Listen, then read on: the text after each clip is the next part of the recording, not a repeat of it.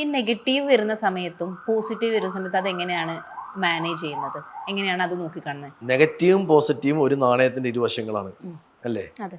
നെഗറ്റീവും ദാസന്റെ കൂടെ ജീവിതത്തിൽ ഉണ്ടായിട്ടുണ്ട്, പോസിറ്റീവ് ഉണ്ടായിട്ടുണ്ട്. നെഗറ്റീവ് അങ്ങനെ തന്നെ അവിടെ പോയിക്കോട്ടെ. 10 ആള് നെഗറ്റീവ് കമന്റ് ഇട്ട് എന്താ ഗുണം? എന്താ അത് നോക്കാറുണ്ടോ? ബോധർ ചെയ്യാറുണ്ടോ അതിനെ കുറിച്ചിട്ട്? ഒരിക്കലില്ല.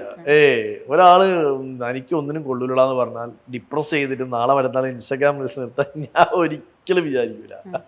അങ്ങനെ വിചാരിക്കുന്ന, അങ്ങനെ ഡിപ്രസ് ആവുന്ന ആൾക്കാർ എന്നെ വിളിക്കാറുണ്ട്. ദാസേട്ടാ, നിങ്ങളൊന്ന് എനിക്കൊന്ന് ഉപദേശിക്കാൻ പറ്റും, എന്നൊന്ന് ഇത്ര ആൾക്കാർ വിളിക്കാം, സ്ത്രീകളും പുരുഷന്മാരും എന്നെ വിളിക്കാറുണ്ട്. അപ്പോൾ ഞാൻ പറയും, മോനെ എങ്ങനെ നമ്മളൊരു നെഗറ്റീവ് കമൻറ്റ് വന്ന് നാളെ വന്ന് റീൽസ് കൊണ്ട് സ്റ്റോപ്പ് ആക്കുക, ചിന്തിക്കാൻ പാടില്ല. ഞാൻ അത്രയും മോട്ടിവേഷൻ കൊടുത്തിട്ടുണ്ട്. എൻ്റെ ലൈഫിൽ അതൊരു വിഷയമല്ല. നെഗറ്റീവ് ഇട്ട് കഴിഞ്ഞാൽ നാളെ മറ്റന്നാളൊക്കെ പൂട്ടിക്കെട്ടി പോവുക. എന്തിന്? നമ്മളെ ജീവിതം നമ്മളല്ലേ തീരുമാനിക്കേണ്ടത്, ദീപ്തി, അല്ലേ? അത്രേ ഉള്ളൂ. ഇപ്പോൾ ഒരു ദിവസം ചേട്ടൻ ഈ സോഷ്യൽ മീഡിയ കണ്ടന്റിന് വേണ്ടി എത്ര ടൈം സ്പെൻഡ് ചെയ്യും? കുറവാണ്. ഇപ്പം ജോലി സംബന്ധമായ തിരക്കായതുകൊണ്ട് കുറവാണ്.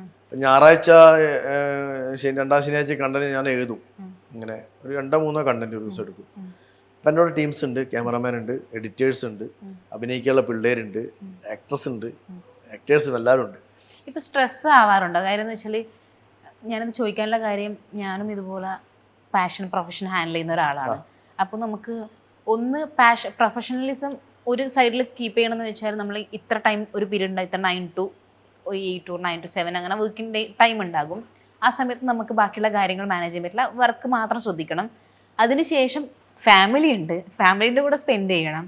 പിന്നെ ഈ വീക്കെൻഡ്സ് വരുമ്പം ഈ പറഞ്ഞ പോലെ ഫാമിലിനെയും കൊണ്ട് മേ ബി ഔട്ടിങ് പോകേണ്ടി വരും. ഈ ഇൻ്റർവ്യൂസ്, റീൽസ്, ഇതൊക്കെ വരുമ്പോൾ സ്ട്രെസ് ആവാറുണ്ടോ? 100% ഉണ്ടല്ലേ. എങ്ങനെയാണ് അത്? Officially stress ആവാറുണ്ട്. ഫാമിലി ഇപ്പം എൻ്റെ വൈഫ് മക്കളെന്ന് പറയുന്നത് ഒരുമിച്ച് ടൂർ വരെ കുറേ ആയിരുന്നു. വൈഫ് അവളെ സ്കൂളിൽ നിന്ന് കുട്ടികളെയും കൂടി ടൂർ പോയിട്ടുണ്ട്, മകളെ സ്കൂളിൽ നിന്ന് പോയിട്ടുണ്ട്, മകൻ പോയിട്ടുണ്ട്, ഒക്കെ പോയിട്ടുണ്ട്. പക്ഷെ ഒരുമിച്ച് ഞങ്ങൾ പോയിട്ട് കുറേ ആയി. കഴിയാറില്ല, അതൊരു യാഥാർത്ഥ്യമാണത്. എന്നുവെച്ചാൽ തിരക്കാർ തീരെ കഴിയാറില്ല. എന്നാലും എൻ്റെ കൂടെ എൻ്റെ ഭാര്യയും മക്കളും ഇപ്പോഴും നിൽക്കുന്ന കാര്യം എന്താ കാര്യം? സ്നേഹം കൊണ്ടാണ്, വേറൊന്നും കൊണ്ടല്ല.